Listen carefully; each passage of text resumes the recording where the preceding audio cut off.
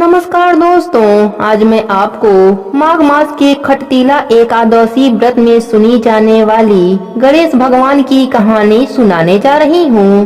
प्रेम से बोलिए गणेश भगवान की जय हो। एक समय की बात है, एक गांव में एक बुढ़िया माई अपने परिवार के साथ रहती थी। बुढ़िया माई विष्णु भगवान की परम भक्त थी। वह हमेशा दोनों पक्षों की एकादशियों का व्रत करती और कथा सुनती थी। उसने कभी भी व्रत में गणेश भगवान की कथा न कही न सुनी। इस कारण उसका व्रत अधूरा रह गया। पर बुढ़िया माई को इस बात का पता नहीं था। उनको लगता था कि वह तो पूरा व्रत कर रही हैं और उनके व्रत के पुण्य से उनको वैकुंठ लोक की प्राप्ति जरूर होगी। देखते ही देखते बुढ़िया माई की मृत्यु हो गई। उन्हें लेने यमलोक के दूत आए। वह देखकर घबरा गई और बोले, मैंने जीवन भर विष्णु भगवान की भक्ति श्रद्धा भाव से किया, एकादशी का व्रत किया, एकादशी व्रत की कथा सुनी, 11 माता की कथा सुनी। इस पुण्य से मुझे तो लेने वैकुंठ लोक का विमान आएगा। मैं आपके साथ नहीं चलूंगी। इतना कहकर बुढ़िया माई रोने लगी और विष्णु भगवान को पुकारने लगी।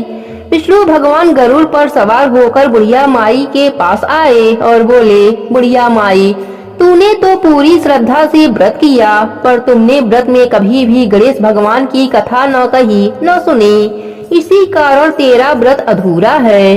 बुढ़िया माई विष्णु भगवान से जीवन दान मांगने लगी ताकि वह एकादशी का व्रत करके उसका पूरा पुण्य प्राप्त कर सके। इस प्रकार बुढ़िया माई को विष्णु भगवान ने 2 साल के लिए फिर जीवित कर दिया। अब बुढ़िया माई जीवित होते ही गणेश भगवान का नित्य नियम करना चालू कर दिया। बुढ़िया माई एकादशी का व्रत करती तो पहले एकादशी व्रत की कथा सुनती, 11 माता की कथा सुनती और अंत में गणेश भगवान की कथा सुनने लगी। इस प्रकार 2 साल में बुढ़िया माई ने 4-11 पूरा कर लिया। गणेश भगवान की कृपा से एकादशी का पूरा पुण्य बुढ़िया माई को प्राप्त हुआ। बुढ़िया माई की तपस्या से गणेश भगवान प्रसन्न हुए और बुढ़िया माई के सामने प्रकट होकर बोले, बुढ़िया माई, तुमने मेरे नित्य नियम के साथ ही व्रत में श्रद्धा पूर्वक कथा सुनी है, इसलिए मैं तुम पर अत्यंत प्रसन्न हूँ। मैं तुम्हें आशीर्वाद देता हूँ कि जब तक यह पृथ्वी रहेगी तब तक तुम्हारे इस तपस्या का गुणगान लोग करते रहेंगे। साथ ही एकादशी व्रत में तुम्हारी इस भक्ति की कथा को जो भी मनुष्य प्रेम पूर्वक सुनेगा उसको व्रत का संपूर्ण फल प्राप्त होगा। गणेश भगवान बुढ़िया माई पर प्रसन्न होकर बुढ़िया माई का घर अन्य धन से भर दिया। साथ ही रिद्धि सिद्धि का वास करके अंतर ध्यान हो गए। 2 साल बीतने पर बुढ़िया माई की मृत्यु हुई। इस बार उसे लेने वैकुंठ लोक से विमान आया। बुढ़िया माई को पूरे मान सम्मान के साथ वैकुंठ लोक ले जाया गया।